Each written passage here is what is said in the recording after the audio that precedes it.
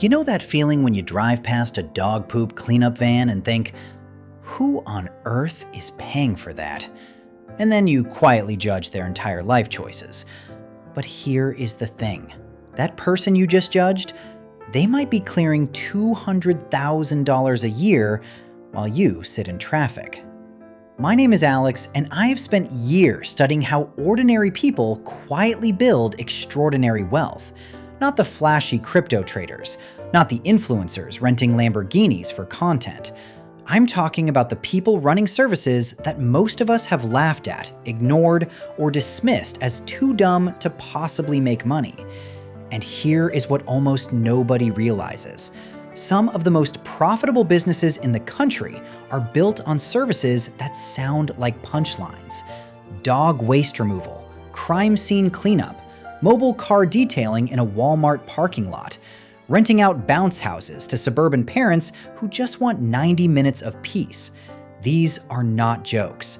These are cash flow engines. The reason most people completely overlook these opportunities is not because they are not smart enough to see them. It is because the opportunities themselves offend our ego. Let me say that again because it is crucial. These businesses offend our ego. We have been trained to believe that making serious money requires looking serious. You need a fancy office, a polished brand, something you can proudly announce at a dinner party when someone asks what you do. Try telling someone at a party that you own a porta-potty rental company. Watch their face. Watch them slowly take a step back. And then watch your bank account quietly compound while they go back to their $60,000 salary. But the ego problem is only half of it. There is a deeper, more dangerous assumption that stops people cold. We assume that if a service is simple, the market must already be saturated. If it is unsexy, the demand must be low. If it does not require a degree, the money must be small. All three of those assumptions are completely, provably wrong. Let me give you a concrete example. A dog waste removal business charges between $15 and $25 per yard visit. They service about 40 to 50 yards per week per employee. Let us do the math together. 50 yards, $20 per visit, that is $1,000 a week. But here is where it gets genuinely interesting. Most of those are recurring weekly customers. It is a subscription model disguised as a dirty job. The same customer pays you $80 to $100 a month, month after month, almost indefinitely. And the overhead? A truck, some scoops, trash bags, and gloves. That is it. That is a business model that prints cash while everyone else is busy judging it. Let us walk through 5 of these hidden cash machines. Some of these are going to genuinely surprise you. Number 1, mobile car detailing. Now, you might think the car detailing market is crowded, and in a traditional sense, it is. But mobile detailing flipped the entire model. Instead of paying $5,000 a month in commercial rent for a shop, mobile detailers bring the shop to the customer's driveway. That rent savings alone changes the entire unit economics of the business. A skilled mobile detailer charging $150 to $300 per full detail, doing 3 to 4 cars a week, working solo, can clear $60,000 to $100,000 a year with almost no overhead beyond supplies and fuel. And here is the part nobody talks about. Mobile detailers do not compete with every shop in a 30-mile radius. They compete with the convenience of doing nothing. The customer does not have to drive anywhere, does not have to wait in a lobby, does not have to arrange a ride. You are not selling car cleaning. You are selling reclaimed Saturday mornings. That reframing is the key to everything. Number 2, specialized cleaning services, not house cleaning. Everyone knows house cleaning can make money. I am talking about hoarding cleanup, crime scene remediation, mold inspection, and biohazard restoration. These are services where the demand is urgent, emotional, and price insensitive. When someone has just experienced a traumatic event in their home, they are not comparison shopping. They are not reading Yelp reviews. They need the problem gone immediately, and they will pay whatever it takes. A certified crime scene cleanup technician charges between $150 and $600 per hour, depending on the complexity. A single job can range from $2,000 to $25,000. The barrier to entry is specialized training and certification, not a degree. And the pool of people willing to do this work is so small that demand almost always outstrips supply. That is not a job. That is a pricing power monopoly disguised as a dirty task. Number 3, bounce house and party equipment rentals. I know, it sounds absurd. Inflatable castles and folding chairs. But let us look at the actual numbers. A commercial-grade bounce house costs between $1,500 and $4,000. It rents for $150 to $300 per weekend. Do the math on that. After just 15 to 20 rentals, the unit is fully paid off. Everything after that is pure margin, minus cleaning and minor repairs. Now, multiply that across 6 to 10 units and add party essentials like tables, chairs, and concession machines. A small operation running 10 units at $200 average per weekend during peak season can generate $2,000 per weekend, $8,000 per month in season, with essentially zero recurring labor cost beyond setup and pickup. The business runs on weekends. That leaves Monday through Friday open. And here is the competitive moat almost nobody considers. Parents book bounce houses based on availability, not price comparison. When your kid's birthday party is in 3 weeks and you call 5 companies and 4 are booked, you do not negotiate. You pay whatever the last available company asks. Scarcity is built into the demand cycle. Number 4, AI automation services for local businesses. Now, before you dismiss this as too technical or only for Silicon Valley geniuses, hear me out completely. Small business owners are drowning in repetitive tasks, responding to the same customer emails over and over, manually scheduling every single appointment, updating inventory spreadsheets at midnight, writing social media posts they never post. They do not need a PhD in machine learning to solve these problems. They need someone who simply knows how to use the tools that already exist. A solo AI automation consultant charges between $1,500 and $5,000 per client to set up simple automations, a chatbot that answers the 5 most common customer questions, an email sequence that automatically follows up with leads who go quiet, an inventory alert system that reorders supplies before they run out. The work takes a week or 2 per client. The software tools cost $50 to $200 a month. And here is the part that makes this business almost unfair. Once the automations are set up, they run forever with minimal maintenance. And clients pay a monthly retainer of $300 to $800 for monitoring, updates, and support. Let me repeat that because it is crucial. The setup fee is the entree. The retainer is the main course. 10 retainer clients at $500 a month is $5,000 in recurring revenue before you even add a single new project.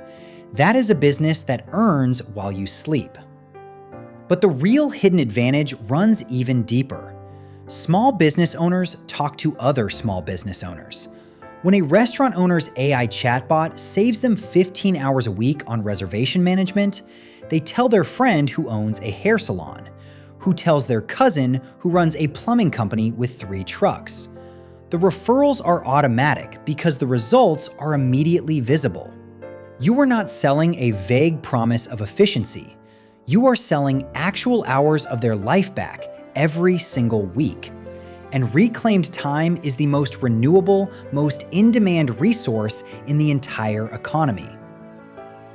Number 5, parking lot striping and maintenance. I promise, this is more exciting than it sounds. Every parking lot in the country needs to be restriped every 1 to 3 years. It is not optional. It is a legal requirement for businesses with parking lots. The work requires a striping machine, some paint, and a stencil kit. The total equipment investment is around $3,000 to $5,000. A single parking lot job, which takes a morning to complete, charges between $500 and $2,500 depending on size. Here is the part that makes this business almost unfair. Parking lot owners are businesses, not consumers. They pay promptly. They sign annual or multi-year contracts. They rarely price shop aggressively because the service is mandatory and the provider pool is small. One striping crew can service 8 to 12 lots per month during the warm season. At an average of $1,000 per lot, that is $8,000 to $12,000 a month for work that is done by 2 p.m. on most days. The business is seasonal in cold climates, but the margins during the operating months more than compensate. Now, after studying dozens of these supposedly dumb businesses, I started noticing something. The same 4 patterns showed up in every single one, regardless of the industry. And those 4 patterns are far more valuable than any specific business idea. Pattern 1. They solve a problem people are embarrassed about. Dog waste, cluttered garages, crime scenes, dirty cars, outdated business systems, striped parking lots. These are not glamorous problems. Nobody brags about having them solved. But the shame and the urgency mean that when someone finally decides to act, they do not bargain hunt. They hire the first competent provider who answers the phone. Embarrassment is a pricing power engine. Pattern 2. Recurring revenue is hidden inside every single one. The dog waste client needs you every week. The parking lot needs restriping every 2 years. The bounce house renter has another child who will have another birthday. The AI automation client pays a monthly retainer forever because the automations never stop running. These are not one-time transactions dressed up as a business. They are subscriptions disguised as services, and recurring revenue is what separates a job from an actual wealth-building engine. Pattern 3. The barrier to entry is willingness, not credentials. You do not need an MBA to clean a parking lot. You do not need a computer science degree to set up an AI chatbot for a restaurant. You need a truck, some equipment, a laptop, basic business sense, and the willingness to do work that other people think is beneath them. That last part, the willingness to do what others won't, is the single most underrated competitive advantage in the entire economy. Every person who scoffs at a porta-potty business is a person who will never compete with you. Every person who says AI automation is too complicated to learn is a person who will never take your clients. Pattern 4. These businesses scale through systems, not through talent. You do not need to be the best dog waste scooper in the world. You do not need to be the world's greatest AI engineer. You need a reliable scheduling system, a simple pricing structure, and a way to answer the phone. Once those 3 things are in place, you can hire people to do the actual work. The business becomes an asset, not a job. And that transition from self-employed technician to business owner is where real wealth begins. This is the part that most people never reach because they get trapped doing the work instead of building the system. Let me bring all of this together. The lesson here is not that you should quit your job tomorrow and start a dog waste removal company or an AI consultancy. The lesson is much bigger than any single business idea. The lesson is that our assumptions about what makes a business valuable are almost completely backwards. We chase the flashy, the trendy, the impressive. We want a business we can post about. We want a title that sounds good at a reunion. And in chasing that validation, we walk right past the actual cash flow engines hiding in plain sight. The people who quietly build real wealth are not chasing innovation.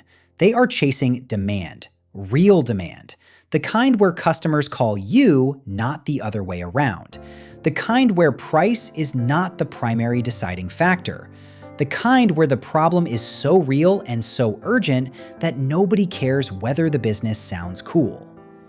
True entrepreneurial success is not about being the smartest person in the room.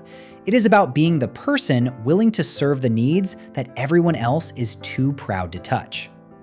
So here is my question for you. What is one supposedly dumb service that you have personally seen making serious money? Or even better, have you ever considered starting one yourself? Drop it in the comments. I read every single one, and the best stories often end up in future videos. If this changed how you think about business and wealth, subscribe to Alex Explains Cashflow, and let us start tracking our wealth in ink, not illusions.